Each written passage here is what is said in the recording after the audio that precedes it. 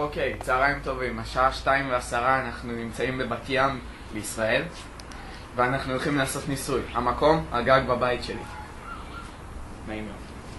הניסוי, המצרכים, דורדורנטים, גפרורים, סלש מצית ונרות. בחסות הבית של מיכאל. אוקיי, הניסוי שלנו זה מדליקים את הגפרורים ואז עם הדורדורנט אוקיי, הנה הניסוי. מיכאל הפעלולן שלנו יראה לנו איך עושים את זה. צלם על כל צלם. אוקיי, מיכאל מדליק גפרור אחד.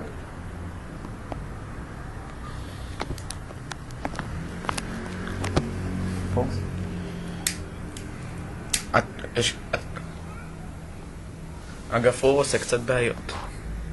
מיכאל מצליח להדליק אותו.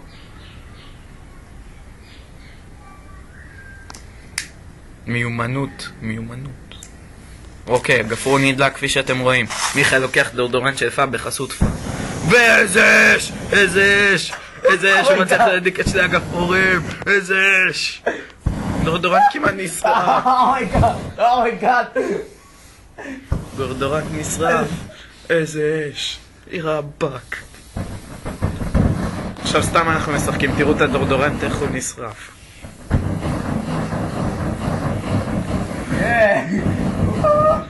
איזה אש.